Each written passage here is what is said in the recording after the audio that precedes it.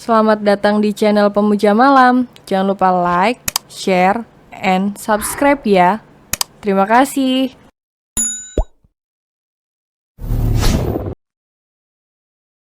Episode 35, Persetan Mereka Mau Bicara Apa?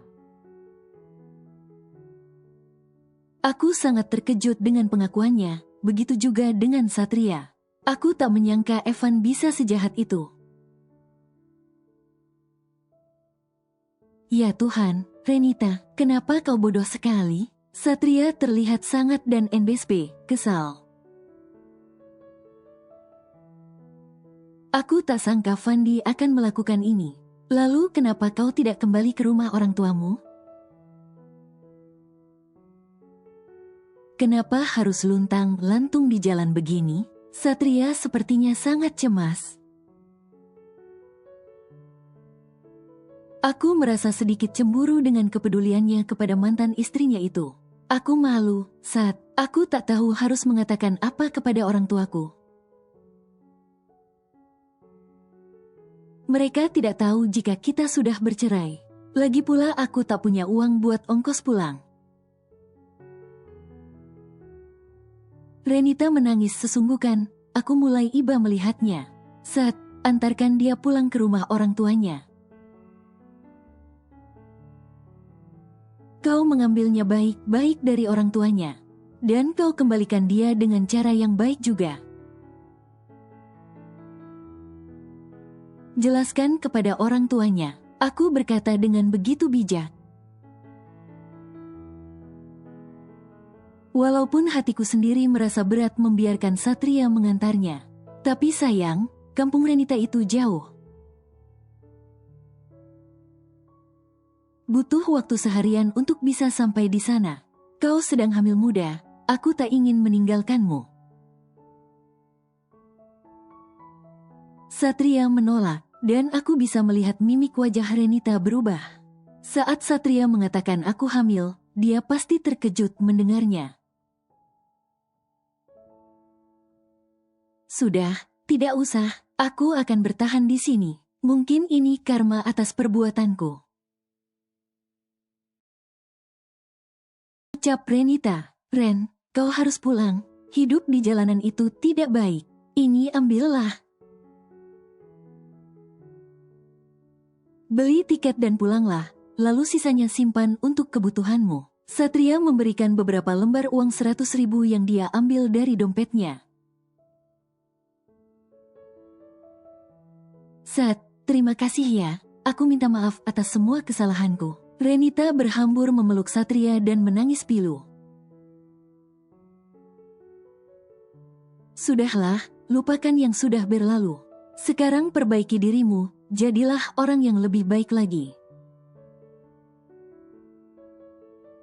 Satria menasihatinya dan segera melepaskan pelukan wanita itu. Aku hanya memandang tidak suka ke arah mereka. Sumpah demi cicak-cicak di dinding, aku cemburu. Amanda, aku juga minta maaf, ya?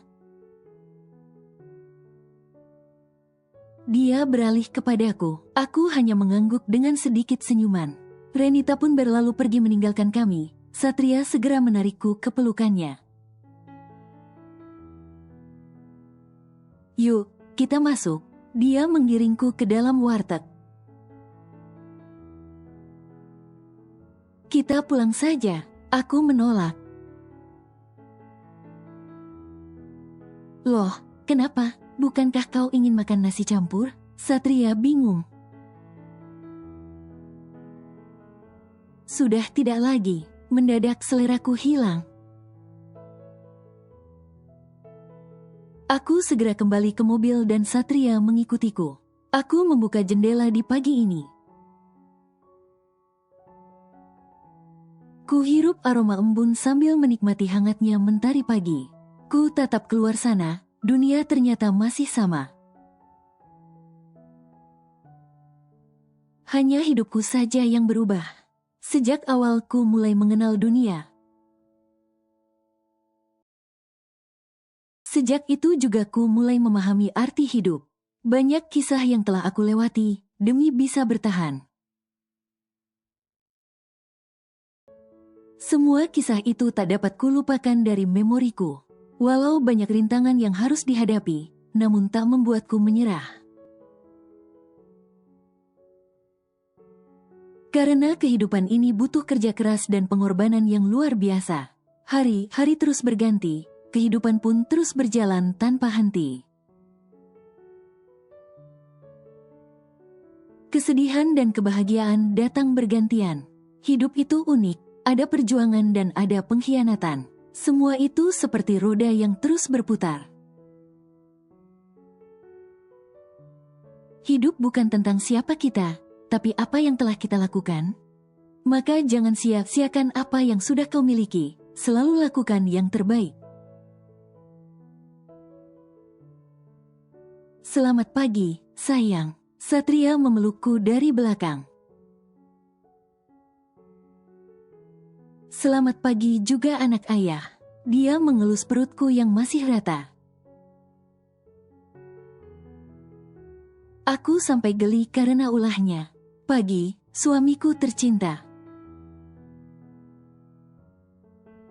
Aku membalas ucapannya. Morning kiss-nya mana? Ucapnya manja. Ih, kamu gemes banget sih. Aku melepaskan tangan Satria yang memeluk pinggangku dan berbalik menghadapnya. Cup, satu kecupan aku hadiahkan di bibir lelaki tampan yang satu ini. Di sini belum. Satria menunjuk pipi kanannya. Cup, satu kecupan di pipi kanan. Kau tidak adil, yang ini belum. Dia kembali menunjuk pipi kirinya. Cup, satu kecupan lagi di pipi kiri. Dan dia tertawa riang. Sekarang giliran aku. Satria menciumi seluruh wajahku dengan gemas. Sudah, hentikan. Aku mau muntah. Aku menolaknya dan berlari ke toilet. Huk. Dan lagi, aku memuntahkan semua yang sudah kumakan tanpa sisa. Sayang, kita ke dokter saja yuk. Aku tak tega melihatmu seperti ini. Satria memijit-mijit pelan leher belakangku. Ini seperti rutinitas kami setiap pagi. Tidak usah, aku tidak apa-apa kok. Aku bahagia menjalani setiap prosesnya. Ucapku berusaha menenangkan suamiku ini. Sudah sana mandi, kau kan harus ke kantor.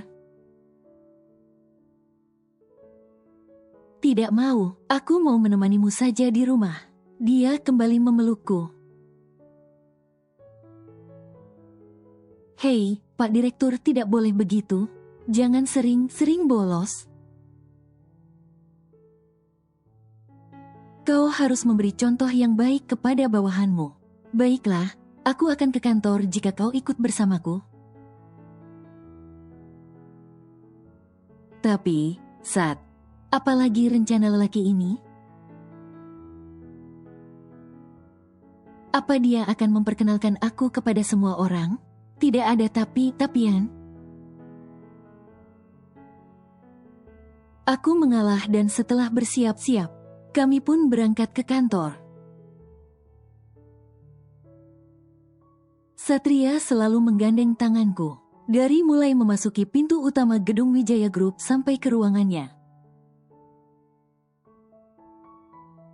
Semua orang memandang tak percaya sambil berbisik. Apapun yang mereka katakan, aku dan Satria tak peduli. Hidup ini milik kami. Kami yang tahu isinya dan kami juga yang menjalaninya. Persetan mereka mau bicara apa, dan jika dua hati sudah saling tulus mencintai, maka akan selalu menemukan cara untuk bertahan. Tidak peduli akan sesulit apapun untuk bisa tetap bersama. Maka hargailah pasanganmu sebelum dia pergi darimu. Waktu begitu cepat bergulir. Tak terasa kandunganku sudah memasuki bulan ke-9 dan sedang menunggu hari. Itu berarti sebentar lagi buah hati yang kami nanti akan lahir ke dunia ini. Aku sedang duduk santai di ruang keluarga sambil menyalakan televisi. Sedari tadi aku berkali-kali merubah posisi dudukku agar lebih nyaman.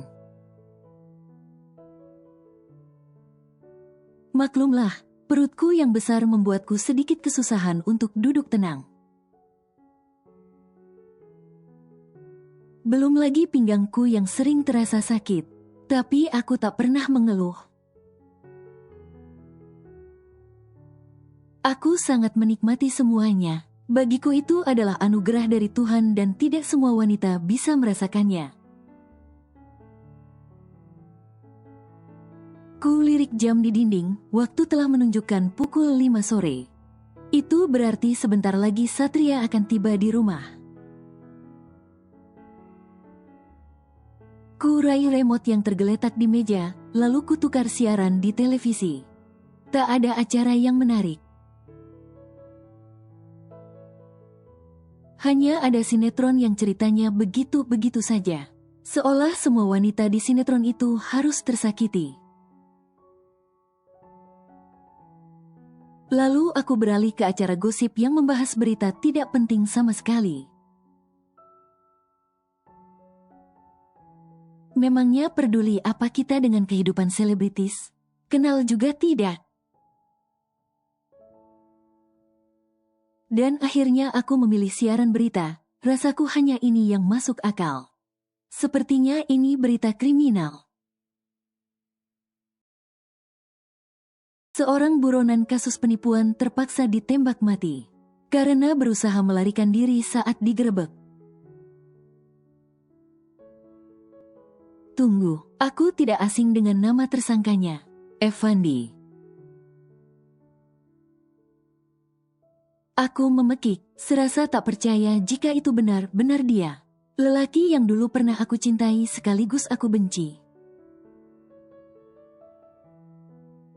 Ada apa, Nyonya? Gara-gara pekikan hebohku tadi, Bisumi sampai terkejut dan mendatangiku.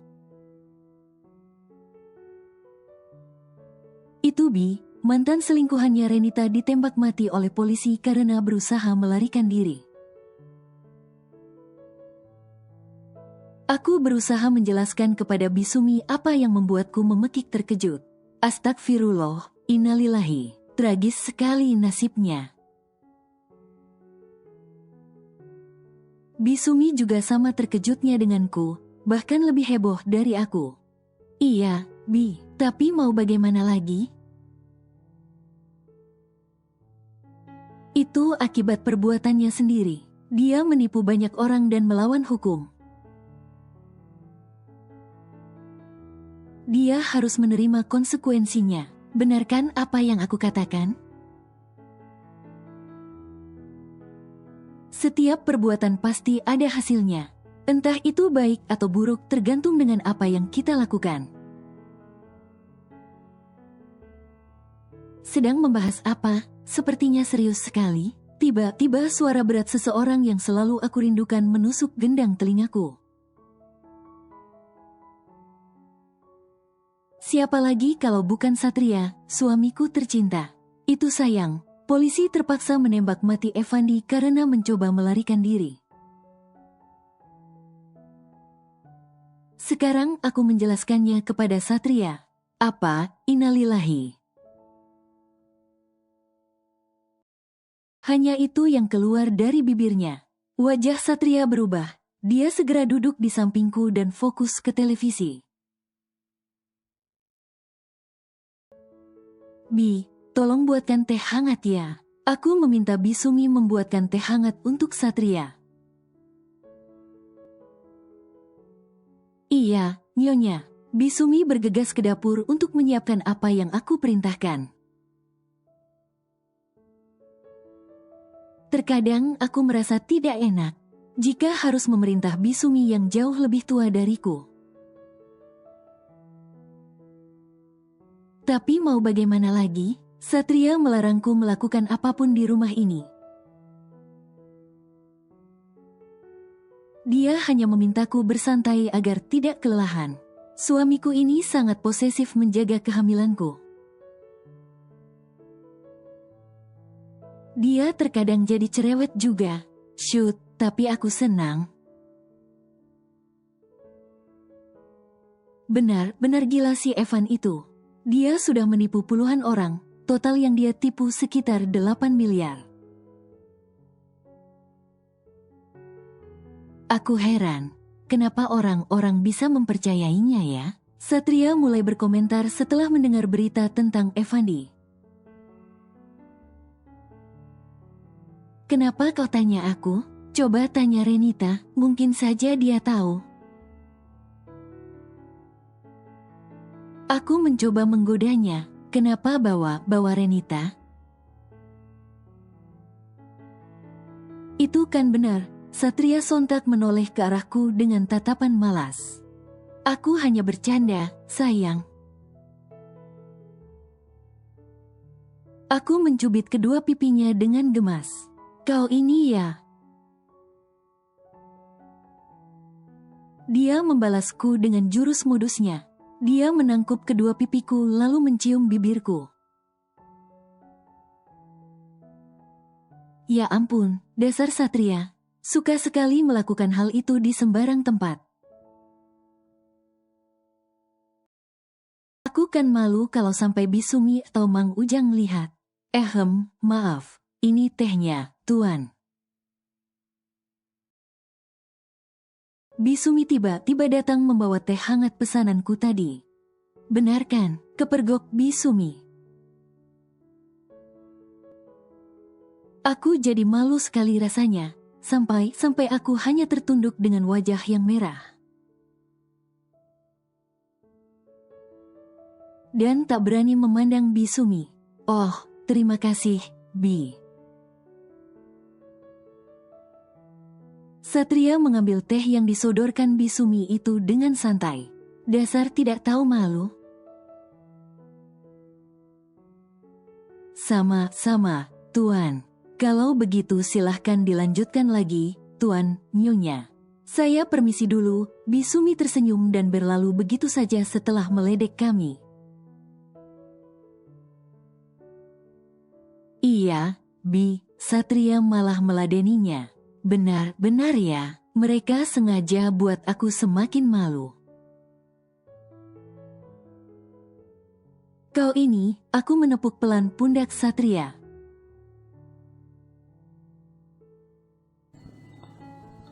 Bersambung.